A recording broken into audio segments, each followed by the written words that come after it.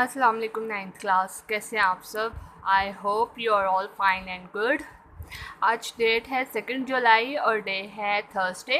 और मैं उम्मीद करती हूँ कि जो मैंने लास्ट लेक्चर में आपको 3 डेफिनेशंस दी थी आपने उसको अच्छे तरीके से याद कर लिया होगा। और इसके अलावा मैं आपको तस्वीरें भी भेज रही हूँ उसकी MCQs की चैप्टर नंबर 5 की, वो भी आप देख लीजिएगा कि आपके ठीक हैं। अगर नहीं ठीक तो उसे ठीक कर लीजिएगा, ठीक है। वो मैंने आपको काम दिया था, आई होप सो आप लोगों ने वो काम किया होगा, ठीक है। तो अब हम आते हैं मिनरल न्यूट्रिशन इन प्लांट्स। अब 2 तरह के न्यूट्रिएंट्स होते हैं, एक मैक्रो एंड एक माइक्रो। मैंने आपको बताया था माइक्रो एंड मैक्रो में क्या डिफरेंस है, आई होप आप लोगों को याद होगा। और अगर मैं आपसे पूछूं तो आप फ़ौरन से बता सकते हैं। माइक्रो छोटे छोटे के लिए इस्तेमाल होता है और मैक्रो हम किसी बड़े के लिए इस्तेमाल करते हैं। माइक्रो को याद रखने के लिए मैंने आपको माइक्रोस्कोप की एग्जांपल दी थी कि हम उससे छोटी छोटी चीज़ों को देखने के लिए इस्तेमाल करते हैं, ठीक है। यानी जो आम आंख से देखने में मुश्किल होती है वो हम माइक्रोस्कोप में देख लेते हैं। तो माइक्रो से मैंने आपको बताया था छोटी छोटी चीज़ें और मैक्रो से बड़ी।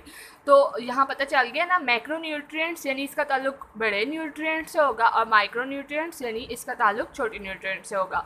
तो मैं इसमें डिफ्रेंसिएशन पूछ सकती हूँ आपसे, जो कि आपने लाइन लगा के बताना है। एक साइड पे मैक्रो न्यूट्रिएंट और एक साइड पे micro nutrient.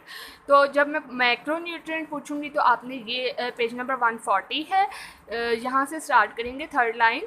The nutrients which are required in large quantities are called macronutrient. इसकी एग्जांपल क्या है? Carbon, hydrogen, oxygen, nitrogen, magnesium and potassium etcetera, ठीक है। 3 मैक्सिमम याद करके आप ETC लिख दीजिएगा। उसके बाद है जी माइक्रो न्यूट्रिएंट, तो उसकी हम यहाँ से स्टार्ट करेंगे। The nutrients which are required in small quantities are called micro nutrient. For example iron, molybdenum, boron, chlorine, zinc etcetera. ये भी इसी तरीके से 3 याद कर लीजिएगा, आगे ETC लिख दीजिएगा। मुश्किल नहीं है, दोनों बिल्कुल सेम है, लेकिन बस बीच में चेंजिंग क्या करनी है, लार्ज क्वांटिटी और स्मॉल क्वांटिटी की। अब नेक्स्ट पेज पर आए, पेज नंबर 141 पर।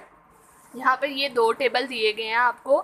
आप फर्स्ट वाला टेबल देखेंगे जिस पे लिखा हुआ है role of important nutrient in plant life, ठीक है। पहले है मैक्रो न्यूट्रिएंट यानी जो लार्ज क्वांटिटी में चाहिए होते हैं, और उसके बाद है माइक्रो न्यूट्रिएंट जो कि स्मॉल क्वांटिटी में चाहिए होते हैं। और दोनों किसको चाहिए? प्लांट्स को चाहिए, ठीक है। तो हम सबसे पहले उन 2 डेफिनेशन के साथ फॉस्फोरस और पोटाशियम और सल्फ़र को कर लेंगे, 1, 2 एंड 3। फॉस्फोरस देखेंगे कि इसका क्या रोल है, कंपोनेंट ऑफ ATP है, न्यूक्लिक एसिड है, कोएंजाइम है, necessary for seed germination, photosynthesis, protein formation.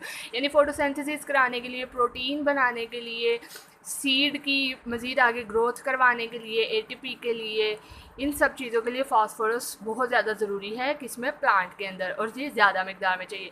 Potassium है तो उसके बाद ये क्या करता है, opening and closing of stomata को रेगुलर करता है।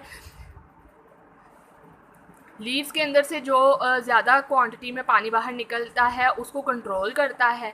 और सल्फ़र क्या करता है, ये कंपोनेंट ऑफ प्रोटीन है, विटामिन है एंड एंजाइम है। इन तीनों चीज़ों का ये कंपोनेंट है, लिहाजा ये भी प्लांट को ज़्यादा मिकदार में चाहिए होता है, ठीक है। ये 3 आपने अच्छे तरीके से याद करने हैं। कैल्शियम इंशाल्लाह हम कल करेंगे, फिर हमारा ये टेबल कंप्लीट हो जाएगा, फिर हम नेक्स्ट वाले को भी साथ ही स्टार्ट कर देंगे। ओके, अपना ख्याल रखिएगा, अल्लाह हाफिज़।